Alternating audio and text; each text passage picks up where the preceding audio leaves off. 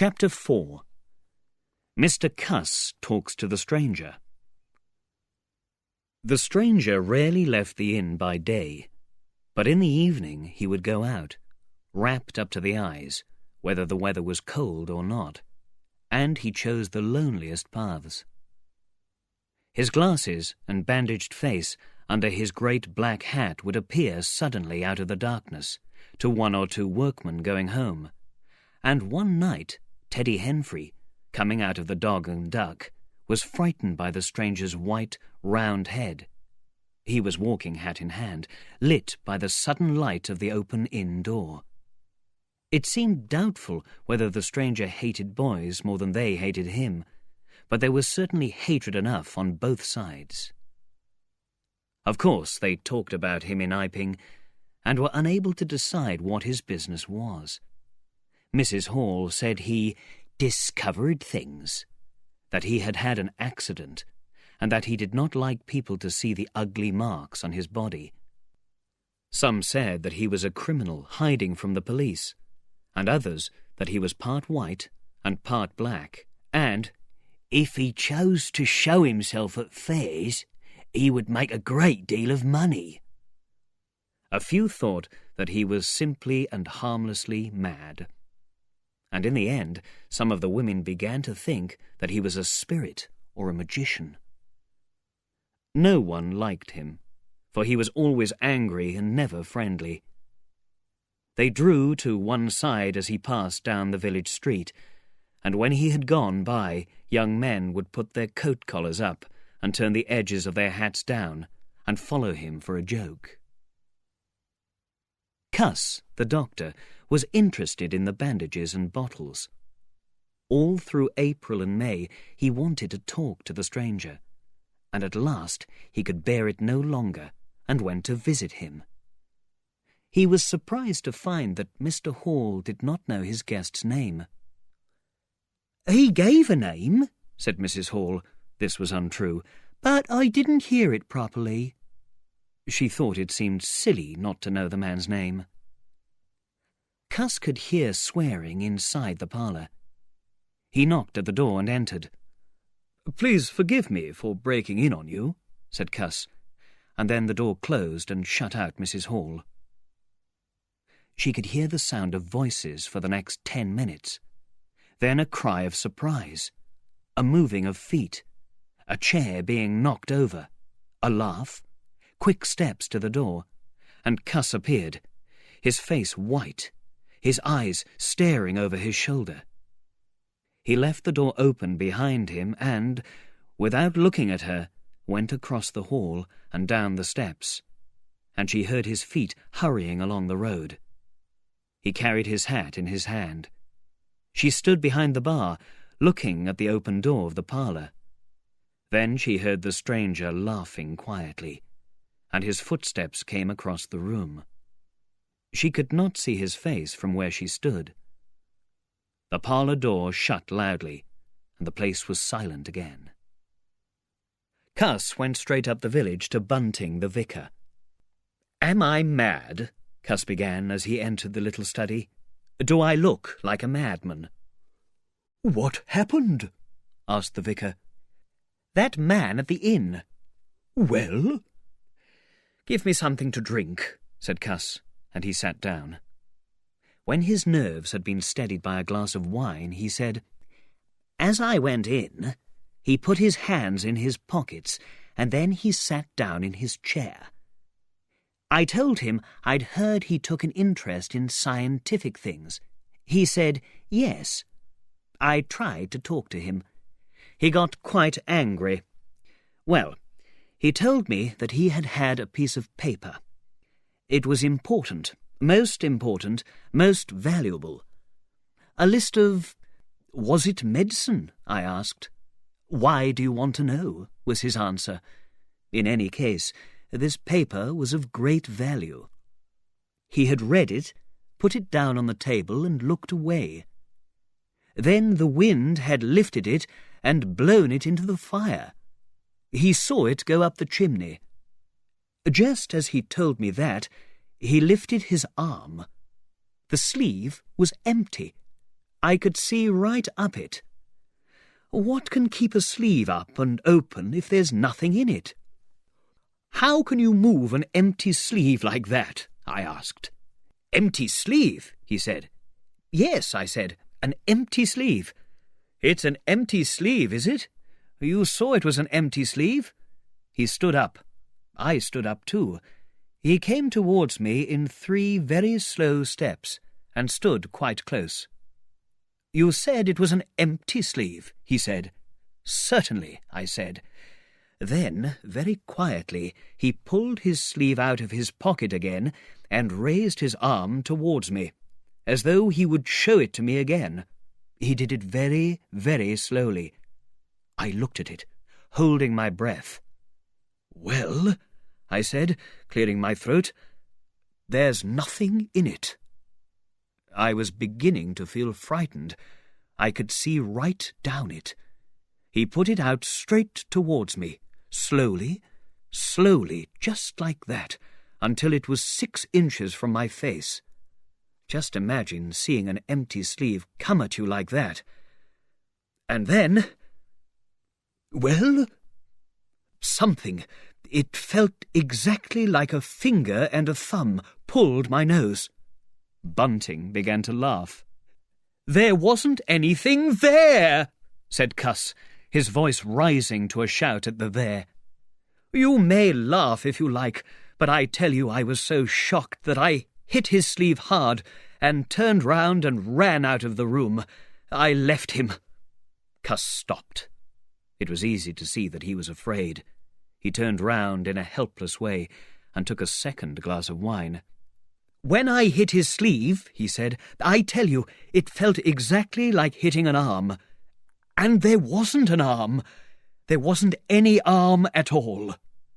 Mr. Bunting thought it over. It's a very strange story, he said. He looked very serious. It really is a very strange story indeed.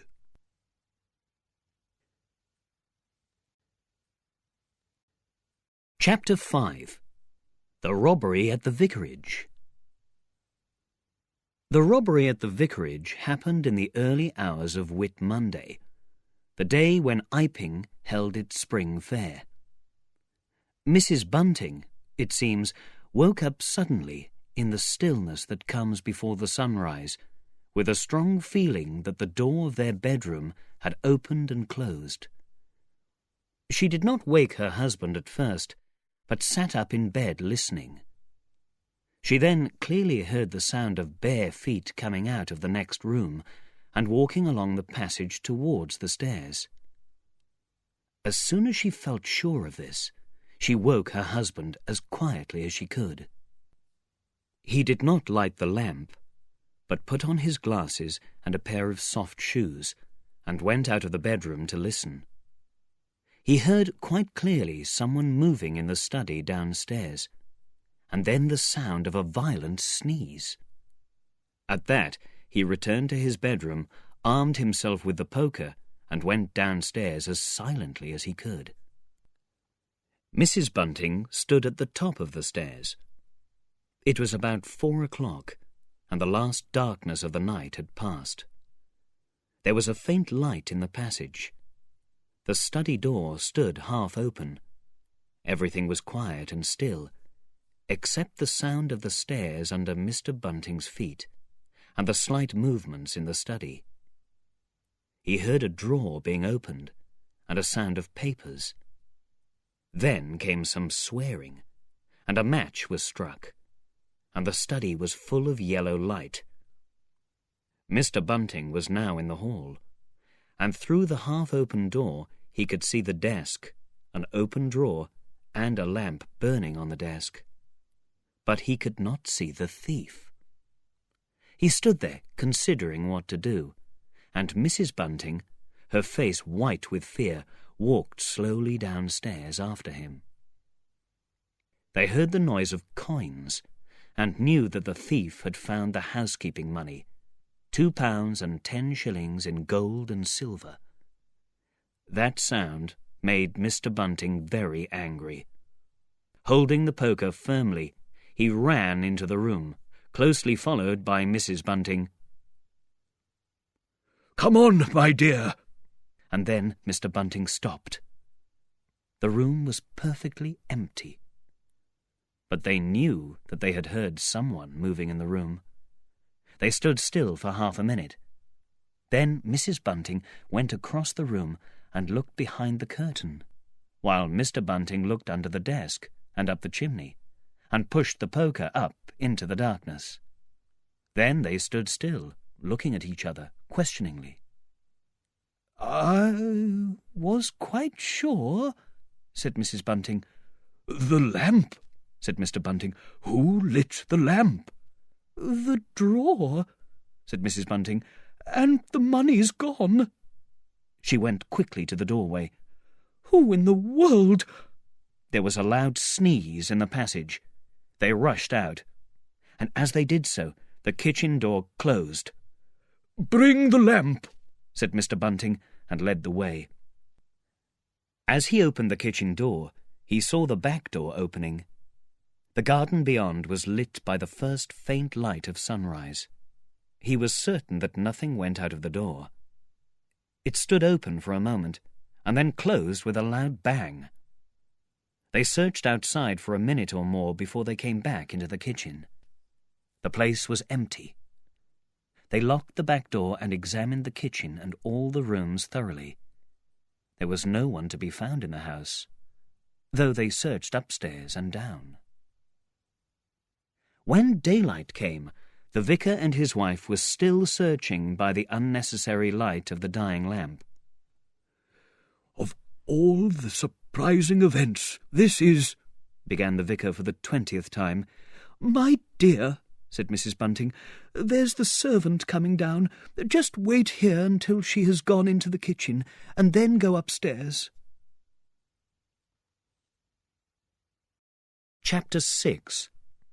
The Furniture That Went Mad. When Mr. Hall came downstairs in the early hours of Whit Monday, he noticed that the stranger's door was open and the front door unlocked. He remembered holding the lamp while Mrs. Hall locked it the night before. At the sight of the front door he stopped. Then he went upstairs again. He knocked at the stranger's door. There was no answer. He knocked again, then pushed the door wide open and entered. It was as he expected. The bed, the room too, was empty. And what was still more strange, on the bed and chair were scattered the clothes, the only clothes so far as he knew, and the bandages of their guest. His big hat was hanging on the bedpost. As Mr. Hall stood there, he heard his wife's voice coming from the kitchen. He turned and hurried down to her. "Jenny," he said, "he's not in his room, and the front door is unlocked." At first Mrs. Hall did not understand, but as soon as she did, she determined to see the empty room for herself. Hall went first. "If he's not there, his clothes are. And what is he doing without his clothes?"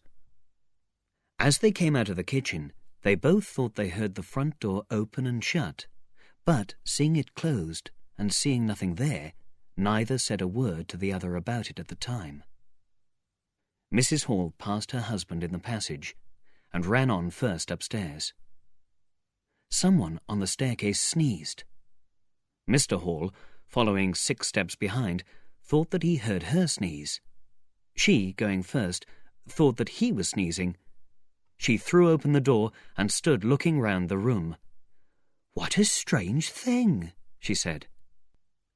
She heard a cough close behind her, as it seemed, and, turning, was surprised to see her husband some distance away on the top stair. But in another moment he was beside her. She put her hand under the bed covers. "Cold," she said. "He's been up an hour or more."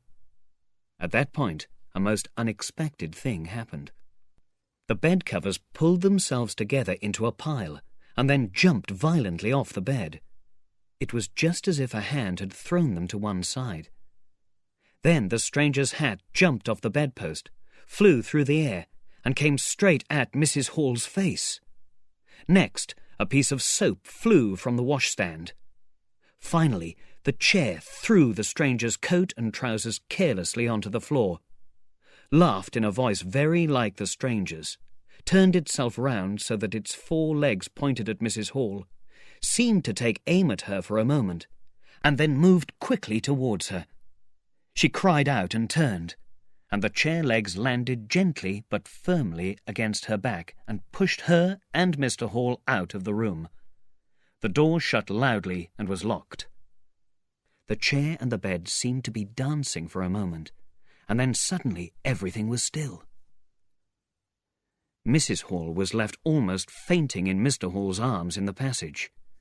It was with the greatest difficulty that Mr. Hall and Milly, now dressed, succeeded in getting her downstairs. "Spirits," said Mrs. Hall. "I know it's spirits. I've read about them in the papers. Tables and chairs dancing. Lock him out," she went on. "Don't let him come in again. I half guessed. I might have known. With those eyes and that bandaged head, and never going to church on Sunday, and all those bottles, more than it's right for anyone to have. He's put the spirits into the furniture. My good old furniture. My poor dear mother used to sit in that chair when I was a little girl, and now it rises against me." They sent Milly across the street through the golden 5 o'clock sunshine to wake up Mr. Sandy Wadgers, who was clever and might be able to help them. "Magic?" said Mr. Wadgers, and came to the inn greatly troubled. They wanted him to lead the way upstairs to the room, but he didn't seem to be in any hurry. He preferred to talk in the passage. Then Mr. Huxter came and joined in the talk. There was a great deal of talking, but nothing was done. "Let's have the facts first," said Mr. Sandy Wadgers. "Let's be sure we'd be acting perfectly right in breaking that door open." And suddenly the door of the room upstairs opened by itself, and they saw coming down the stairs the wrapped-up figure of the stranger, staring more blackly than ever through those large glasses. He came down stiffly and slowly, staring all the time. He walked across the passage, staring, and then stopped. He entered the parlour, and suddenly and angrily shut the door in their faces. Not a word was spoken until the noise of the door had died away. They looked at one another. "Well, I've never seen anything like it," said Mr. Wadgers, more troubled than ever. "If I were you, I'd go in and ask him about it," Mr. Wadgers advised Mr. Hall. "I'd demand an explanation." It took some time to persuade Mr. Hall to do it. At last he knocked, opened the door, and got as far as, "Excuse me, go to the devil," said the stranger, "and shut that door after you." And that was all.